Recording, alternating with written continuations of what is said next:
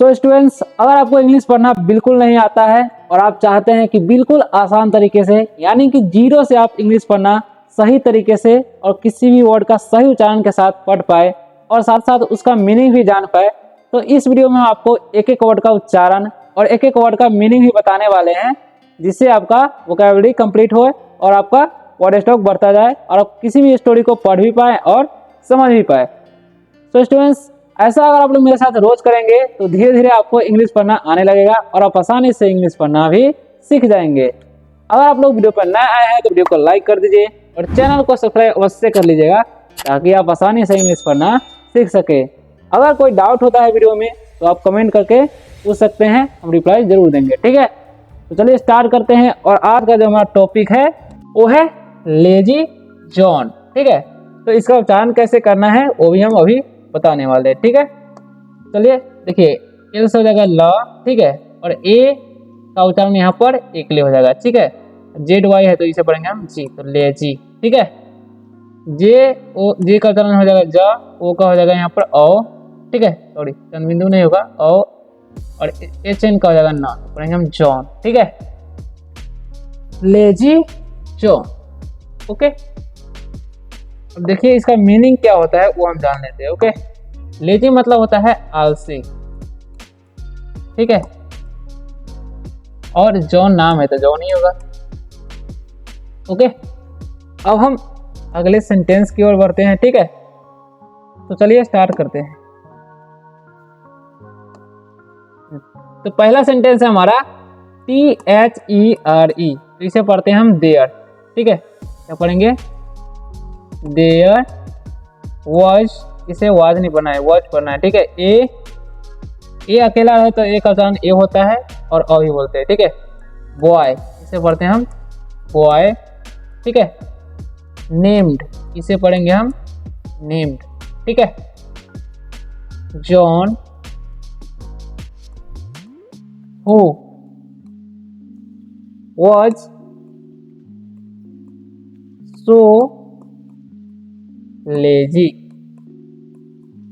Okay, he, इसे है नहीं पढ़ना है। ठीक है, कुडंट, इसे पढ़ते हैं हम लोग कुडंट। ठीक है, इसे यहाँ पर नॉट छुपा हुआ है। ठीक है, कुड नॉट, यहाँ पर एल जो है यहाँ पर साइलेंट रहता है। ठीक है, तो ध्यान रखना, कुडंट नहीं पढ़ना। अब लिखा हुआ इवन,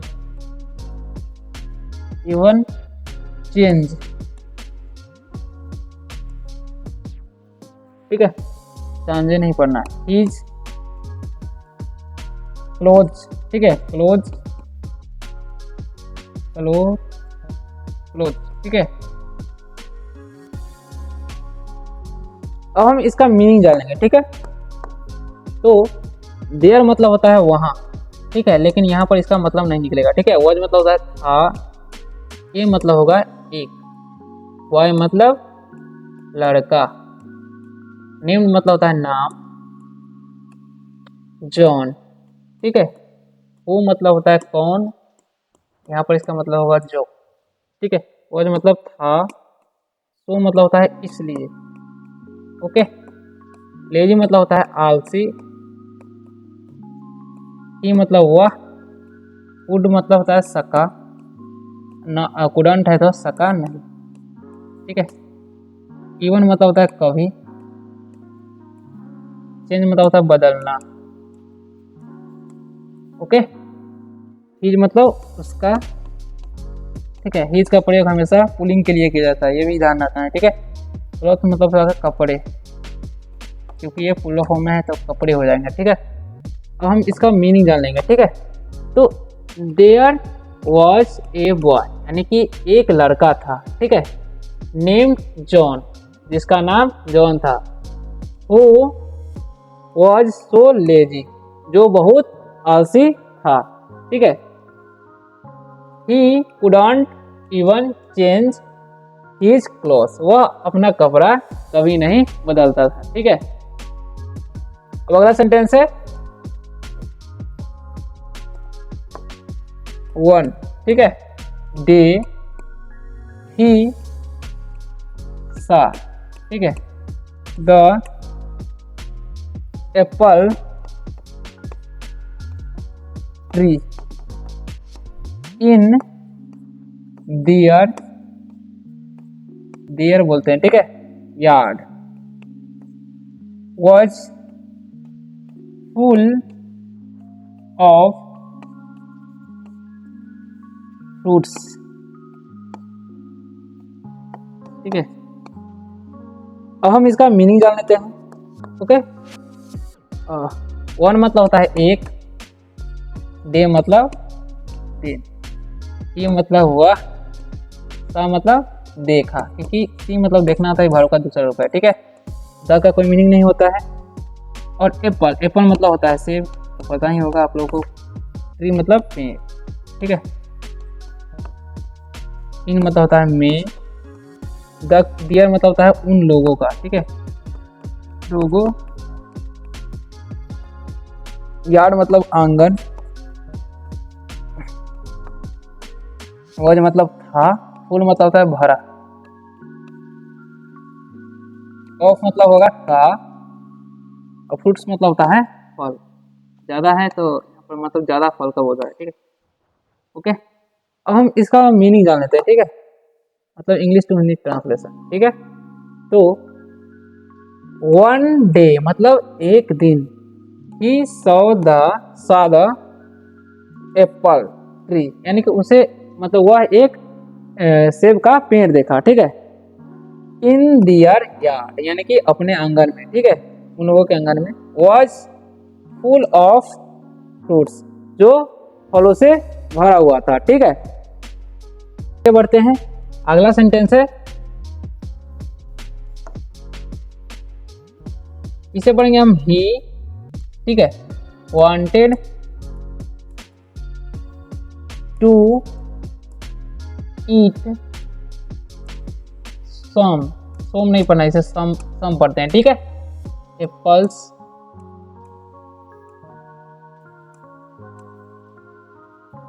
बट गुट नहीं पढ़ लेना है, इसे बट पढ़ते हैं, ठीक है। यू का उच्चारण और है। He was too lazy, okay, to climb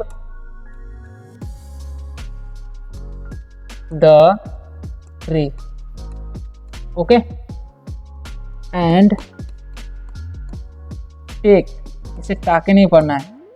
जब मतलब कोई वोवेल हो और उसके जस्ट बाद कोई कॉन्सोनेंट लेटर हो, ठीक है, उसके लास्ट में कोई भी वोवेल हो, ठीक है, तो लास्ट वाले वोवेल का उच्चारण नहीं होता है और फर्स्ट वाले वोवेल का ए हो जाता है उच्चारण, ठीक है। तो ए का हो जाएगा ए, यहाँ पर द है तो द पढ़ेंगे, फ्रूट्स, ठीक है।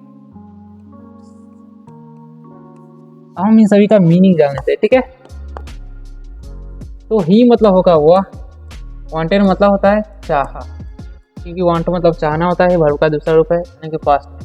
टू मतलब होता है को या से, ईट मतलब होता है आना, ठीक है। सम मतलब होता है कुछ, एप्पल्स मतलब होता है सेब, ठीक है, ज्यादा सेब है। बट मतलब लेकिन, ठीक है। ही मतलब वह, वॉज मतलब हाँ, टू मतलब भी, लेजी मतलब होता है आलसी, ठीक है। टू मतलब भी या सेब मतलब को या सेब बोलते हैं, ठीक है। कढ़ाई मतलब होता है चढ़ना, द का कोई मीनिंग नहीं होता है। ट्री मतलब होता है एंड मतलब और, एक मतलब लेना, द का कोई मीनिंग नहीं होता है। फ्रूट्स मतलब होता है फल।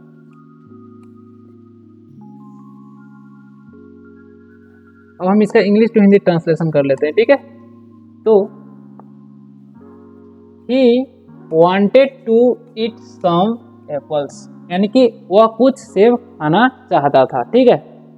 बट लेकिन ही वॉज टू लेजी, यानी कि वह बहुत आलसी था, टू क्लाइंब द ट्री, यानी कि पेड़ पर चढ़ने में, ठीक है। एंड और टेक द फ्रूट्स, और फ्रूट्स को यानी कि फलों को लेने में या तोड़ने में बहुत आलसी था, ठीक है। सो ही ले, ठीक है, ए वाई है तो ए का उच्चारण ए हो जाएगा, ठीक है, एक ले। और देर तक थोड़ा पढ़ेंगे, ले ऐसे, ठीक है। डाउन, जब पढ़ेंगे हम डाउन, यहाँ पर बड़ा बड़ा सा वर्ड है, ठीक है, तो इसे तोड़ तोड़ कर हम पढ़ेंगे। अंडर नीथ, ठीक है, अंडर, ओके, तो अंडर नीथ हो जाएगा। द ट्री एंड वेटेड, ठीक है, for the fruits to fall, ठीक है। ये डबल एल रहता है, ठीक है, यानी कि जब भी दो मतलब डबल लेटर आए, ठीक है, तो पहले वाले अक्षर का उच्चारण अ हो जाता है, ठीक है। जैसे में ए है तो अ हो जाएगा, फॉल, ऑफ, ओके। अब हम इन सभी का मीनिंग जान लेते हैं। तो मतलब होगा इसलिए, ये मतलब हुआ, ले मतलब होता है लेटना, ओके। ले डाउन है तो दोनों का मतलब ले डाउन मतलब होता है लेटना, ठीक है। ऐसे में डाउन मतलब नीचे होता है, ठीक देते हैं आपको। डाउन मतलब झुकना भी बोल सकते हैं, ठीक है, नीचे। एंड अंडरनीथ, अंडरनीथ मतलब भी नीचे ही होता है, ठीक है। द का कोई मीनिंग होता ही नहीं है, ट्री मतलब पेड़, ठीक है। एंड मतलब और, वेटर मतलब इंतजार करना, ठीक है, इंतजार किया होगा क्योंकि ये पास्ट में है, ठीक है, और का दूसरा रूप है। और मतलब के लिए, ओके। अब द का कोई मीनिंग नहीं होगा, और फ्रूट्स मतलब होता है फल। टू मतलब को या से, और मतलब होता है गिरना, ओके। ऑफ मतलब होता है बंद, ठीक है। डबल एफ रहेगा तो उसका मतलब बंद हो जाएगा, और एक एफ रहेगा तो उसका मतलब का होता है, ठीक है। अब हम इसका इंग्लिश टू हिंदी ट्रांसलेशन कर लेते हैं, ओके। सो मतलब इसलिए he laid down underneath the tree, यानी कि इसलिए वह पेड़ के नीचे झुक मतलब नीचे लेट गया, ठीक है। एंड और वेटेड फॉर द फ्रूट्स, और फलों का इंतजार करने लगा, टू फॉल यानी कि फलों को गिरने का इंतजार करने लगा, ठीक है। तो आगे का जो सेंटेंस है वो है John waited until he was starving, ठीक है। But the apples never fell, ठीक है। तो अब हम इसका मीनिंग जान लेते हैं, ठीक है। जॉन का नाम है तो जॉन ही होगा, और वेटर मतलब इंतजार किया, अंटिल मतलब जब तक या तब तक, ठीक है। ही मतलब वह, वॉज मतलब था, स्टार्विंग मतलब तो भूखा मरना, ठीक है, भूखा मरना। बट मतलब लेकिन, द का कोई मीनिंग नहीं। एप्पल्स मतलब होता है सेब, ज़्यादा सेब हुआ क्योंकि फुल ऑफ फॉर्म में, ठीक है। नेवर मतलब कभी नहीं, ओके। फिर मतलब था गिरा, क्योंकि ये भाव का दूसरा रूप है तो गिरा हो जाएगा, पास में चला जाएगा, ठीक है। अब हम इसका इंग्लिश टू हिंदी ट्रांसलेशन कर लेते हैं, ठीक है। चलिए, John waited until he was starving, यानी कि जॉन तब तक इंतजार किया जब तक कि वो भूखा मरने के कगार पर ना आ गया, ठीक है। बट लेकिन द एप्पल्स नेवर फेल, लेकिन सेब कभी नहीं गिरा, ठीक है। अब हम आगे बढ़ते हैं। मॉरल, मॉरल, मॉरल इसे पढ़ेंगे हम, मॉरल ऑफ द स्टोरी, ठीक है। इसका भी मीनिंग जान लेते हैं, ठीक है। मॉरल मतलब होता है सार, या सार बोलते हैं, ठीक है, नैतिक भी बोलते हैं। ऑफ मतलब का, द का कोई मीनिंग नहीं, स्टोरी मतलब कहानी, ठीक है। तो मोरल ऑफ स्टोरी यानी कि कहानी का सार, ठीक है। लेजीनेस, ठीक है, laziness can get you nowhere, ठीक है। अब इसका मीनिंग जान लेते हैं।